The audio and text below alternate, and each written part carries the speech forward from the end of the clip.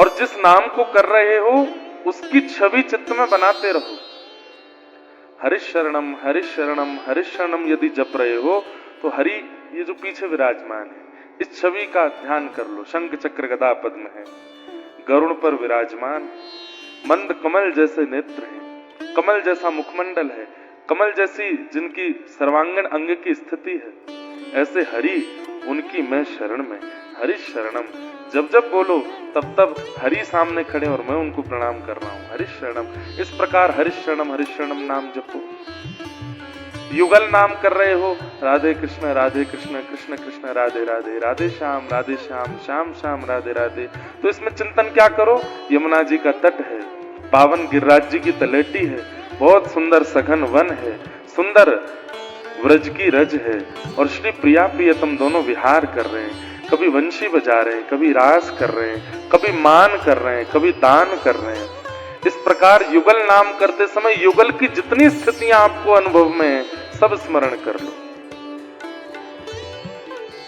अष्टाक्षर मंत्र कर रहे हो जो गुरु प्रदत्त वैष्णव मंत्र है, उस मूल मंत्र को करते समय शालिग्राम भगवान का स्मरण, नारायण का स्मरण, सदगुरु का स्मरण, आचार्यों का स्मरण, गुरु परंपरा का स्मरण, सबका स्मरण करते हुए ध्यान में जाओ। नाम जप के रूप का अनुसंधान, लीला का अनुसंधान और धाम का अनुसंधान, ये चार भाव एक साथ होंगे तब ध्यान लग पाएगा। नाम, नाम से रूप, रूप से लीला और लीला से धाम, इन चारों का स्मरण करके जब आप ध्यान में बैठोगे अद्भुत आनंद होगा। आधा घंटा, 1 घंटा, 40 मिनट, 2 घंटा, जितनी देर बैठ सको बैठो। वहां नहीं बनेगा जहां से हम आए हैं, वहां ध्यान नहीं हो पाएगा, यहां हो जाएगा, यहां हो जाएगा, क्योंकि यहाँ के वातावरण में ध्यान है। यहां पर धामी ही ध्यान कर रहा है, इसलिए यहां ध्यान हो जाएगा। ध्यान कीजिए। शाम को आज हम लोग कहीं मिलेंगे एक जगह पर और वहां नारायण कवच का पाठ करेंगे सब लोग। कल विष्णु सहस्त्र नाम, ऐसे करके रोज कहीं ना कहीं एक जगह स्पॉट चुन लेंगे, वहां मिलकर के कुछ नाम किया करेंगे। जब मंत्र उच्चारण चले तो जिनको आता है वो करना, बाकी के लोग सुनना, और फिर स्तुति के विश्राम में फिर कीर्तन करेंगे। ऐसे करके एक संध्या के सत्र में भी मिलन जैसा सबसे हो जाएगा। कल आपने कहा कि स्त्रियां शालिग्राम की सेवा नहीं करती। हमारे घर पे 5 पीढ़ियों से स्त्रियां ही सेवा में हैं। नेक्स्ट हमारी बारी है तो क्या करें? अब मैं कोई अपने मन से बात नहीं कह रहा हूं, पर यज्ञोपवीत के बिना शालिग्राम जी को जब स्पर्श किया जाता है तो उनको वज्रघात के समान पीड़ा होती है। ऐसा उनको लगता है जैसे मानो कोई वज्र लगा रहा हो। तब इसका एक मुक्ति क्षेत्र महात्मा में आज सुबह पढ़ रहा था, अभी मुझे मिल नहीं रहा वो श्लोक। वहां पर एक बहुत सुंदर भाव बताया कि जैसे घर में अगर कोई शालिग्राम जी की सेवा करने वाला ना हो, केवल स्त्रियां ही हैं, बिना यज्ञोपवीत धारण करने वाले कोई व्यक्ति हैं, तो वो क्या करें? स्पर्श ना करें, केवल दर्शन करते हुए मानसी में उनकी सेवा कर लें। स्पर्श का भाव ना रखें। शालिग्राम जी को चित्त में विराजमान करके वहीं उनका स्मरण कर लें। जय श्री कृष्ण, जय हो, पधारो भगवान। कथा के मध्य में आज द्वितीय दिवस के सत्र में हरिजन संगे हरि उर आने, गिरधर जब अपनों करे जाने।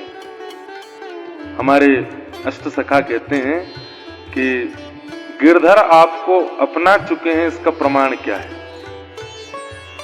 बोले अनायास ही हरिजन आपके सन्मुख आ जाएं और आपसे परस्पर प्रेम मानने लगें, आपको दर्शन देने लगें, आपसे वार्ता करने लगें, तो समझ जाओ हरि ने, गिरधर ने आपको स्वीकार कर लिया। मुक्तिनाथ की कथा, अब वृंदावन में कथा होती है, गोवर्धन में कथा हो, धाम में कथा हो, तो संत जनों को आमंत्रण निमंत्रण और प्रार्थना की जाती है कि आप पधारें, और वहां यथासंभव समय होने पर संत जन कृपा करते हैं। लेकिन मुक्तिनाथ में तो अपनों को ही बुलाने में डर लगता है। सबसे बस कह दिया जाता, भैया अपनी सुविधा अनुसार देख लो, आ सको तो आ जाना। लेकिन ऐसे दुर्गम मार्ग वाले इस पावन तीर्थ यात्रा पर हम कथा करने आए, और बड़ी कृपा श्री ठाकुर जी की कि हमारे परम पूजनीय श्री दीनबंधु दास जी महाराज और हमारे पूज्य मलुकपीठ वाले महाराज जी के बिल्कुल तनु स्वरूप आप श्री का यहाँ आगमन, और साथ ही हमारे बड़े महाराज जी के प्रिय श्री अनुराग दास जी और पूरा परिकर यहाँ मुक्तिनाथ धाम दर्शन करने के लिए आया है। आप सबका मंगलमय दर्शन पशुपतिनाथ में भी हो गए, और फिर उसके बाद ये मंगलमय दर्शन मुक्तिनाथ में भी हुए। हम आपको एक मन की बात कहते हैं, वृंदावन में भी एक गुप्त मुक्तिनाथ है। कल हमने महाराज जी से ही कही, तो महाराज जी खुद मेरी ओर देखे, बोले कहाँ? मैंने कहा मलुकपीठ में। तो बोले अरे वाह, हाँ सही कह रहे हैं। क्यों? 1.25 लाख से ज्यादा शालिग्राम भगवान वहां विराजमान है। आप लोग मलुकपीठ जाएं तो नीचे तो श्री मलुकपीठ बिहारिणी बिहारी जी विराज रहे हैं, ऊपर फिर नाम भगवान विराज रहे हैं प्रथम माले पे, और तृतीय माले पर 1.25 लाख से अधिक।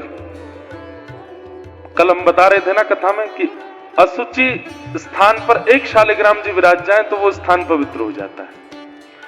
12 शालिग्राम विराज जाए तो 3 कोस तक का स्थान पवित्र हो जाता है। लेकिन 1.25 लाख शालिग्राम विराजमान हो जाए तो जिस स्थान पर वो विराज रहे हैं उस स्थान का जहां तक परकोटा है, मतलब जैसे वृंदावन है, अब वृंदावन तो पूरा 84 कोस है, तो अब जैसे मान लीजिए 1.25 लाख शालिग्राम यदि बंबई में विराज जाए तो जितना बड़ा बंबई है उस पूरे बंबई क्षेत्र में कहीं कीट पतंग भी यदि मृत्यु को प्राप्त होंगे तो उनको मुक्ति प्राप्त होगी ही होगी। इस 1.25 लाख शालिग्राम भगवान के एक स्थान पर विराजमान होने का प्रभाव है। हमारे वृंदावन में मलुकपीठ में 1.25 लाख से अधिक शालिग्राम विराजमान है, साक्षात मुक्तिनाथ भगवान। और ऐसे ही नहीं कि एक जगह रखें, ऐसा लगेगा ऊपर जाएंगे तो जैसे साक्षात शेषनाग विराज रहे हैं और उन पर श्री मुक्तिनाथ भगवान ऐसे पौड़े हैं, ऐसी सुंदर शेषनाग विराजमान, उनके मध्य में शालिग्राम भगवान। और नित्य सेवा होती है, नित्य तुलसी अर्चन होता है, नित्य चंदन तिलक इत्र आदि की सेवा पूर्ण रूप से वहां होती है। तो हमारे वृंदावन का गुप्त मुक्तिनाथ है मलुकपीठ। अब की बार कभी आप लोग जाएं तो दर्शन करना शालिग्राम भगवान के, अद्भुत। तो आज मुक्तिनाथ में हमारे परम पूजनीय श्री दीनबंधु दास जी महाराज और परम पूजनीय श्री अनुराग दास जी महाराज, आप दोनों का मंगलमय दर्शन हुआ। आपको बारंबार प्रणाम करते हैं, वंदन करते हैं। हमारे पूज्य महाराज जी, उनकी परम कृपा आप दोनों के ऊपर है, और आपके स्पर्श से महाराज जी की महक आने लगती है, महाराज जी का ही अनुभव होने लगता है। महाराज जी तो यहाँ आने से पूर्व आशीर्वाद दिए, पर यहाँ आकर के आप सबका अनुभव मिला तो लगा कि महाराज जी ही आपके रूप में यहाँ आ गए हैं।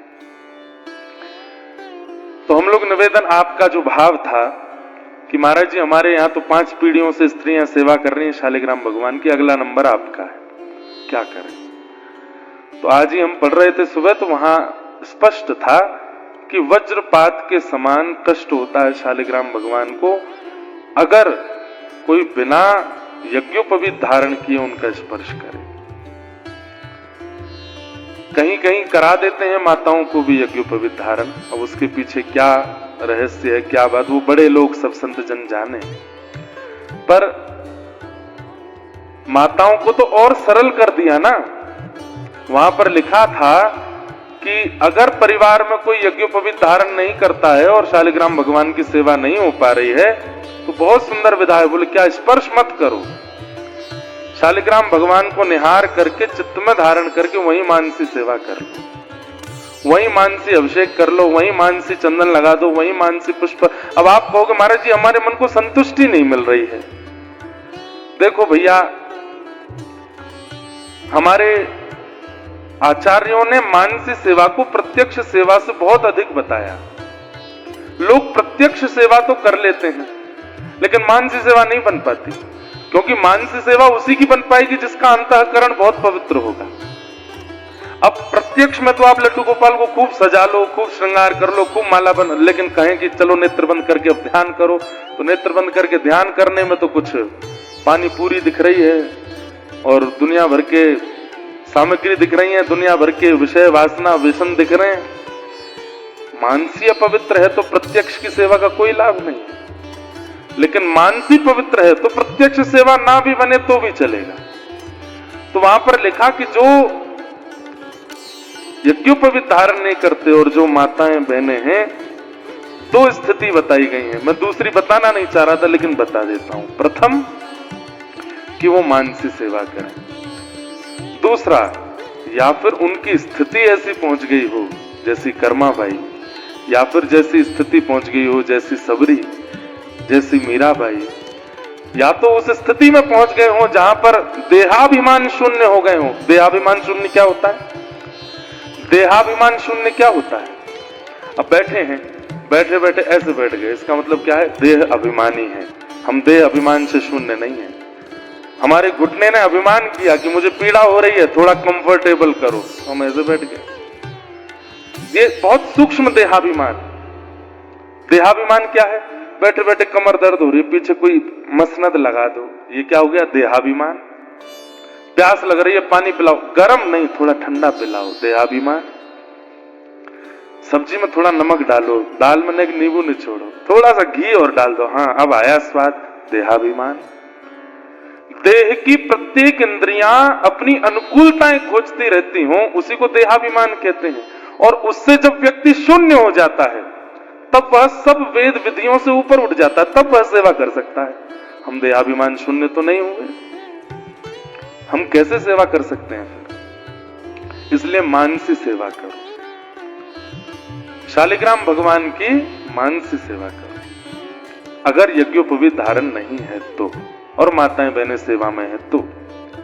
बाकी घर में यदि यज्ञोपवीत धारण करने वाले कोई भैया हैं, वो शालिग्राम जी की सेवा सबसे ज्यादा सरल। पूज्य महाराज जी की कथा हम सुन रहे थे, क्या कह रहे? धो के पी लो, दिखा के खा लो। शालिग्राम भगवान को धो के चरणामृत पी लो और नैवेद्य दिखा करके प्रसादी करके पालो, बस, इससे ज्यादा कुछ नहीं करना है। श्री शालिग्राम भगवान की सेवा बड़ी सरल है, बस ये एक छोटा सा नियम है, इसको तो पालन करना पड़ेगा। तो आपकी जो भावना है उसका हमने उत्तर दे दिया है। अब देखिए कितनी विडंबना है संसार की कि सरल नियम बता रहे हैं तो मजा नहीं आ रहा है, सरल नियम बता रहे हैं तो आनंद नहीं आ रहा है। कठिन बताओ हमको। अभी कोई व्यक्ति बड़ी पीड़ाओं से युक्त हो जाए, उसको कह दो कि भाई तुम एक काम करो, अष्टाक्षरी किया करो, द्वय मंत्र किया करो, महामंत्र किया करो, विजय मंत्र किया करो, कुछ नहीं करना है, 8 माला करो, बस सब मंगल में होगा। लेकिन उसी को कह दो मंगलवार के दिन सुबह सुबह उठना 3 बजे, कोरे कपड़े पहनना, और फिर क्या करना है? बोले 4 बजे ठीक कोई देखे ना, देख लेना चारों तरफ नजर घुमा के, कोई देखने ना पावे, सामने कोई पीपल का पेड़ हो, नीम का पेड़ हो, उनको प्रणाम कर लेना। उसके बाद उत्तर दिशा में मुख करके बैठना, आसन बिल्कुल शुद्ध होना चाहिए, उस पर बैठ करके फिर विजय मंत्र करो, फिर महामंत्र करो। अब आपने इतने नियम बता करके बना दिया तो उसका इंटरेस्ट जग जाएगा। सीधे सीधे बोल दो कि भगवान नाम गाओ, नई रुचि बनेगी, लेकिन उसको घुमा फिरा के बहुत सारे ये विशेष दिन पर इतने बजे ही होना चाहिए, ऐसे ही होना चाहिए, इतना ही होना चाहिए, तो उसको आनंद आने लगता है। तो उसको लगता है कि हाँ ये महाराज जी पढ़े लिखे हैं, ज्यादा जानकार है। क्यों ऐसा है? कितना अच्छा है, बढ़िया प्रेम से मानसी सेवा करो, स्पर्श ही नहीं करना, खर्चे ही नहीं करना, सामग्री ही नहीं लानी, नेत्र बंद करके वहीं सेवा कर लो। लेकिन अब लोगों को लगेगा इसमें मजा नहीं आ रहा है, उनको प्रत्यक्ष सेवा बताओ। प्रत्यक्ष सेवा के लिए तो यज्ञोपवीत वाले ही कर सकते हैं। फिर आपने कहा कि जैसे आपने कहा था कि एक भक्त की वजह से 21 पीढ़ियां तर जाती हैं, किंतु कुम्भन दास जी अपने पुत्रों में 7 पुत्रों में से 1.5 पुत्रों को ही भक्त मानते थे, अपना मानते थे, तो क्या उनकी बाकी की पीढ़ियों में भक्त नहीं हुए? चतुर्भुज दास जी को छोड़कर इस तुच्छ की शंका का निवारण करें। क्यों नहीं हुए? कुम्भन दास जी के अब आगे का वंश हमने देखा नहीं है, हुए तो होंगे, उनकी कृपा से भक्तजन तो हुए ही होंगे। और बाकी सबसे बड़ा प्रमाण यह है कि कुम्भन दास जी के कुल में हुए नहीं हुए वो बात छोड़ो, कुम्भन दास जी का चरित्र सुनकर के और उनके भाव सुनकर के कितने भक्त हो गए। कुम्भन दास जी के पदों को सुनकर के कितने चित्त में भक्ति आ गई। तो 21 पीढ़ियां केवल वही थोड़ी होती हैं जो रक्त संबंधित जन्म ले रहे हैं, पीढ़ियां तो उससे भी चलते हैं। गोस्वामी तुलसीदास जी का पालन करने वाले, नित्य मानस जी का पाठ करने वाले, क्या गोस्वामी जी उसको अपनी पीढ़ी का नहीं मानते होंगे? ये हमारे ही वंश का है भैया, ये हमारी प्रणाली से ही चल रहा है। सूरदास जी के द्वारा बताए गए भक्ति प्रणाली को पालन करने वाला वो सूरदास जी के वंश का ही माना जाएगा। तो वंश केवल रक्त संबंधित नहीं होता, संसार में होता है रक्त संबंध से वंश, लेकिन भक्ति में तो कई बार भजन प्रणाली का पालन करने वाला भी उसी वंश का माना जाता है। ये इस वंश के हैं भैया, ये उसी वंश में भक्ति करते आए। तो इस प्रकार 21 पीढ़ियां तो तरती ही हैं एक भक्त के जन्म लेने से, ऐसी भावनाएं हैं। कल हम लोगों ने महात्म की चर्चा सुनी, आज से प्रथम स्कंद में प्रवेश करते हैं और फिर वहीं आगे की चर्चाओं को आनंद से श्रवण करेंगे। भागवत जी का प्रथम श्लोक है, सत्यम परम धीमहि। उस परम सत्य का मैं ध्यान करता हूँ। कौन है परम सत्य? बोले जन्माद्यस्य यतोऽन्वयाद् इतरतः, जो जन्म मृत्यु आदि के इन संसर्ग चक्रों से अन्वयाद् इतरतः अलग हैं, जो इस संस्कृति में कभी पड़ते नहीं, परंतु इस पूरी संस्कृति के जो अधिष्ठाता है। जन्म उन्हीं की सोचने से होता है, मृत्यु उन्हीं के सोचने से होती है, सृष्टि उन्हीं के चिंतन से चलती है, पर इसका उन पर कोई प्रभाव नहीं। कृष्ण परक अर्थ करते हुए हमारे आचार्य चरण कहते हैं, जन्माद्यस्य यतोऽन्वयाद् इतरतः, जो परमात्मा जन्म लेते ही अन्वयाद् इतरतः कहाँ चले गए? बोले गोकुल चले गए, अपने माता पिता को छोड़ के यशोदा मैया के पास चले गए। और वहां क्या किए? चार्थे स्वविज्ञ स्वराट, जो सब जानते हैं, अविज्ञ हैं, अनविज्ञ नहीं है। ठाकुर जी को सब पता है, आप किस भावना से आए हो, कहां से आए हो, किस मन से आए हो, किस स्थिति से आए हो, उनको सब पता है, उनको बताने की आवश्यकता नहीं है। मैं मुक्तिनाथ आया हूँ, कैसे कैसे आया हूँ, किन किन विचारों को लेकर के आया हूँ, यहाँ आकर के किन किन प्रकार के विचारों में हूँ, ये सब जिन्हें पता है। चार्थे स्वविज्ञ स्वराट, जो अविज्ञ हैं, जय हो, अविज्ञ हैं, अनविज्ञ नहीं है। पूतना रूप बदल करके आई, पर देखते ही पहचान ली कौन है? राक्षसी है, और तुरंत अपने नेत्र मूंद लिए, नहीं देखा उसकी ओर। जो दृष्टि की अधिकारिणी नहीं है उसको नहीं देखेंगे। चार्थे स्वविज्ञ स्वराट, अविज्ञ है। एक बहुत सुंदर कथा आती है कि ठाकुर जी को बिन बताए सब पता है। इस पर विश्वास बहुत जल्दी नहीं बन पाता हम लोगों का। ये स्वभाव बन गया हम मानवों का कि मंदिर जाके हमको लगता है कि एक बार तो बता चले इनको कि ये पीड़ा है। और गणेश जी के, शंकर जी के मंदिरों में तो विशेष है। गणेश जी के मंदिर में मूषक के कान पर ज्यादा भीड़ लगी रहती है, गणेश जी के दर्शन में कम है। शंकर जी के मंदिरों में नंदी जी के कान के पास ज्यादा खड़े हैं। क्यों? बता तो चले।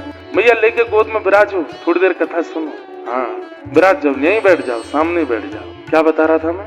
हाँ, तो एक ये मानव स्वभाव बन गया है, हम लोगों को बताने की बड़ी स्थिति रहती है कि हम बता दें। संसार में भी लोग बाग जब मिलते हैं, आप लोगों को तो बहुत मिलते हैं महाराज जी, जरूर बताते होंगे। सुबह 4 बजे उठना हमारा नियम है महाराज जी, उसके बाद जब तक ये नहीं कर लें पानी नहीं पीते हैं। हर हर महीना वृंदावन जाना, गिरिराज जी की परिक्रमा करना, और परिक्रमा भी ऐसे नहीं करते महाराज जी बंदरों को कुछ खिलाते चलेंगे, ये सब बताने की स्थिति रहती है। और यही स्थिति फिर ठाकुर जी के साथ घटने लगती है। मुक्तिनाथ आए हैं, इतना श्रम करके आए हैं, बता तो चलें पीड़ा कितनी है हमारे जीवन में।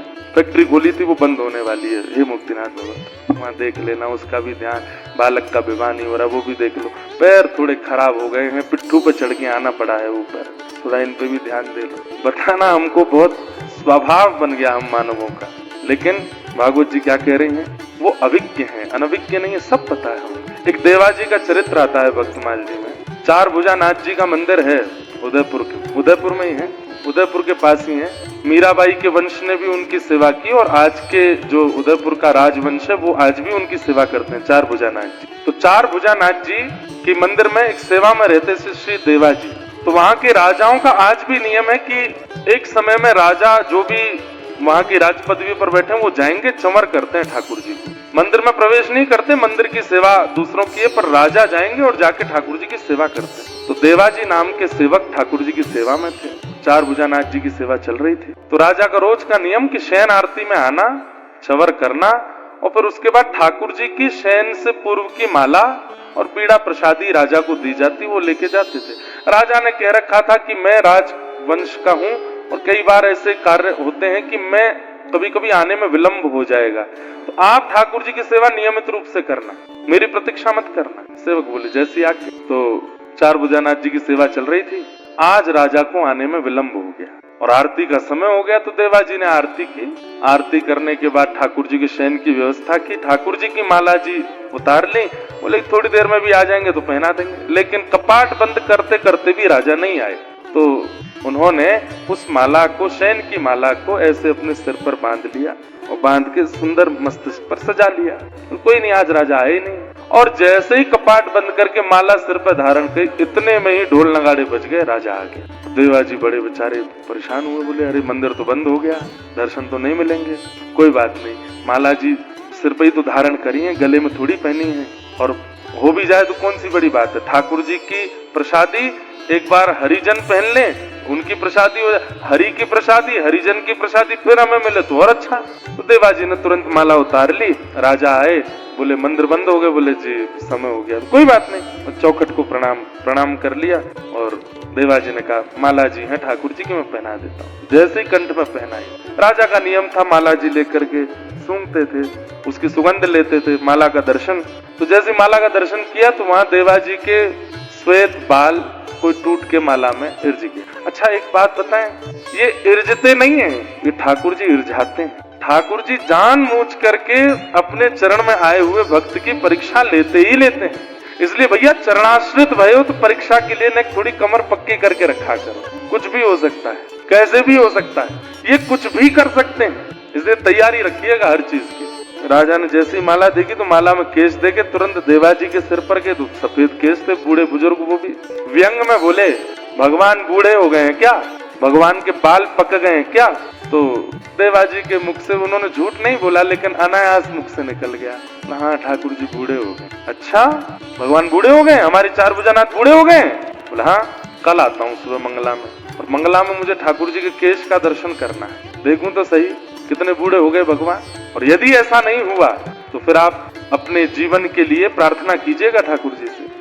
अब वो तो चले गए, देवाजी रोने लगे। उनको इस बात का कष्ट नहीं था कि मैंने झूठ बोला, ठीक है झूठ तो निकल गया, क्यों बोला पता नहीं, कैसे मेरे मुख से निकल गया, पर मैंने चिन्मय परमात्मा को बूढ़ा कैसे बोल दिया। इतने दिन ठाकुर जी की सेवा करते हुए, इतने दिन ठाकुर जी के अंग स्पर्श करते हुए भी मेरे मुख से ये निकल कैसे गया, भगवान बूढ़े हो गए।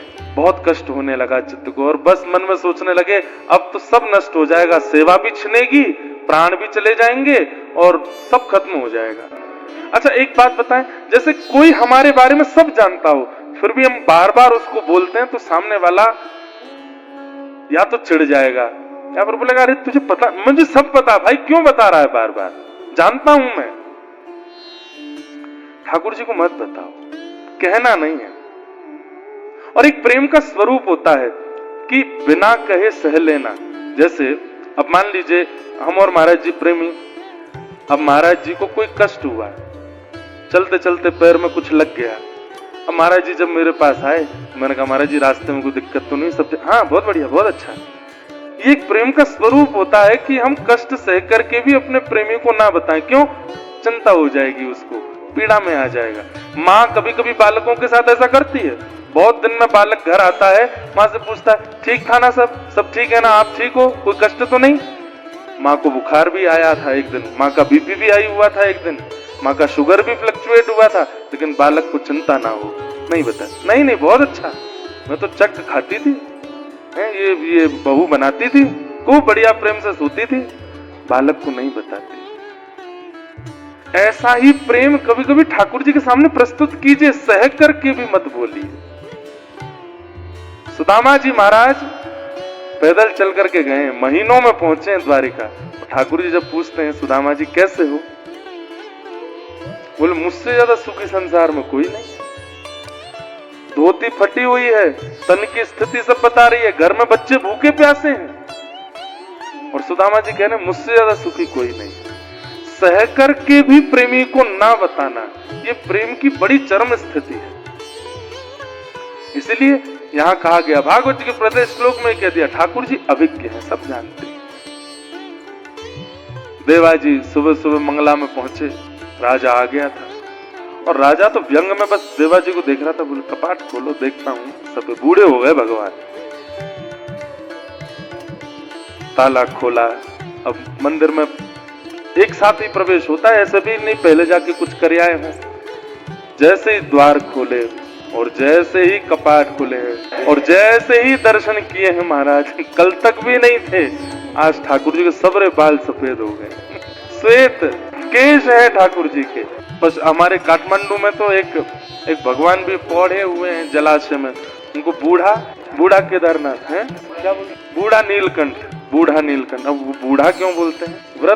वृद्ध मतलब अर्थ होगा बहुत पुराने हैं। अरे बूढ़े तो ठाकुर जी बूढ़े थोड़ी होते हैं, लेकिन उसका अर्थ ऐसा होगा कि बहुत प्राचीन है। बूढ़ा नीलकंठ दर्शन करना अगर काठमांडू जाओ तो बहुत सुंदर है। और उनके भी ऐसा है कि नीचे ऐसे देखो तो जलाशय में उनकी मुखमंडल दिखता है, हो ही नहीं सकता ऐसा, लेकिन वो दिखते हैं। और छोटे छोटे ब्रह्मचारी वहां सेवा करते हैं, इतना सुंदर वहां पे अनुभव होता है ठाकुर जी का। तो आज कौन हो गए? बोले बूढ़े चार भुजानाथ, बाल सफेद हो गए। सब लोग देख करके आश्चर्यचकित हो गए। देवा जी के तो नेत्रों से अश्रुधार गिरने लगी। अरे जय जय, ये क्या किया आप? लेकिन राजा को संशय हुआ कि पुजारी हैं, हो सकता है बीच रात्रि में आकर के जो है गोंद से सफेद बाल लगा गए हों बचने के लिए। भीतर प्रवेश कर गए गर्भगृह में और देखने के लिए ठाकुर जी के केश पकड़ करके खींचे। तो कहते हैं जैसे ही खींचे, कमल नयन भगवान जो बिल्कुल मंद मुस्काते हुए खड़े थे चार भुजानाथ जी, तो जैसे केश खींचने पर एक सिसकारी मुख से निकलती है और भौएं ऐसे हो जाती हैं और व्यक्ति को जैसे पीड़ा में उसका मुखमंडल हो जाता है। चार भुजानाथ जी के मुख से सिसकारी निकली और जैसे केश खींचने पर जो आवाज आती है या जैसा मुखमंडल हो, बिल्कुल वैसा मुखमंडल हो गया। और उसका दर्शन सबने किया, उस राजा ने भी किया। और उससे भी ज्यादा कष्टदायी, जब केश खींचे तो एक केश टूटा और वहां से रक्त प्रवाह होने लगा। राजा के नेत्र सजल हो गए। मुझे क्षमा कर दो नाथ, बहुत बड़ा अपराध हो गया मुझसे, मैं बहुत बड़ी भूल हो गई। मैंने संशय किया, आप पर तो किया ही किया, आपके भक्त देवाजी पर भी किया, मुझसे बहुत बड़ी भूल हो गई। जब बाहर आए तो ठाकुर जी को अपने ऊपर संशय, ठाकुर जी पर संशय हम लोग करते हैं ना, ठाकुर जी को इतनी पीड़ा। वृंदावन में कभी कभी दुकानदारों के यहाँ देखने में बहुत कष्ट भी होता है, ऐसे घुमा घुमा के लड्डू गोपाल देखते हैं, ये वाले बढ़िया नहीं है, इनके पाम थोड़े ऐसे हैं, इनके ऐसे, ये वाले दो, ये वाले। ठाकुर जी पर संशय क्या करना, ठाकुर जी सब मंगल में, ठाकुर जी में नाप तोल क्या करना। और देवा जी की उस भक्ति पर ठाकुर जी रीझ गए और बिना कहे ही करके दिखा दिया। उनके प्रेम लक्षणा भक्ति को स्वीकार करके दिखा। चार थे स्वविज्ञ स्वराट, ठाकुर जी अविज्ञ हैं। और कैसे हैं? बोले स्वराट, उनको किसी से प्रकाश की आवश्यकता नहीं, वो स्वयं प्रकाशवान। कृष्ण लीला में वर्णन करते हैं कि भगवान के सामने पूतना आदि राक्षस आए, सबको ठाकुर जी पहचान गए। यशोदा मैया और सब गोपियां अंधेरे में छीके में मटकी रखती हैं, तो ठाकुर जी अंधेरे में जाते हैं। कृष्ण करणामृत का एक श्लोक है, मुझे याद नहीं है, मैं आज ढूंढ के कल सुना दूंगा। वहां पर श्री विल्लु मंगल जी एक बहुत सुंदर वर्णन करते हैं। इस वर्णन को आप केवल अनुभव करो, सुनो मत। क्या कहते हैं कि श्री कृष्ण का तन कैसा है, श्री कृष्ण का वपु कैसा है। बोले वो जितने अंधेरे में जाते हैं उतने ज्यादा सुंदर लगते हैं, जितने प्रकाश में रहते हैं सुंदर तो तब भी लगते हैं, लेकिन वो जितने सघन कुंज में जाते हैं जहां सूर्य का प्रकाश ना पहुंच रहा हो, असंख्य वृक्ष वल्लरियों के बीच में किशोरी जी जब जब भी श्याम सुंदर से मिलती है नुकुंज में ही मिलती है। क्यों? जहां सूर्य का प्रकाश ना पहुंचे। और वहां जब ठाकुर जी जाकर के बैठते हैं अंधेरे में, तब ठाकुर जी की नील सरोरुह कांति जब उठने लगती है। कैसा है ठाकुर जी का तन? अभिनव जलधर सुंदर। अथाह जलाशय जहां होता है तो गहरे जल का जैसा वर्ण होता है वैसा वर्ण है ठाकुर जी का, और अंधेरे में वो और खिलने लगते हैं। तो किशोरी जी ठाकुर जी को और अंधेरे में ले जाती है और भीतर ले जाती है, और जहां पे सूर्य का प्रकाश ना हो वहां ले जाके बैठती, और वहां जाकर के किशोरी जी जब ठाकुर जी को देखती हैं, ऐसा सुंदर अंग प्रकट होता है ठाकुर जी का, ऐसी सुंदर कांति दिखती है ठाकुर जी की। सूर्य में ठाकुर जी इतने प्रिय नहीं लगते जितने अंधेरे में प्रिय लगते। वो तो विनोद की बात है, हम लोग ठाकुर जी को ऐसे बोल देते, कभी कभी आनंद विनोद में बोल देते हैं, कालिया बोल रहे हैं, कजुकारो ठाकुर बोल, शालिग्राम भगवान है, इनके संग एक क्रम करके देखो, घनघोर अंधेरा में शालिग्राम भगवान को देखो, बिल्कुल कृष्ण कांति है शालिग्राम भगवान की। ऐसे ही है ठाकुर जी। शालिग्राम भगवान को कभी, ये मैंने भी किया नहीं है, लेकिन बिल्लो मंगल जी ने कृष्ण करणामृत में कहा है तो एक बार करके देखो, अंधेरे में ठाकुर जी को देखो। और सुंदर बताऊं, बहुत धीमा सा दिया जला दो और तब घर के ठाकुर जी का दर्शन, बहुत सुंदर लगता है।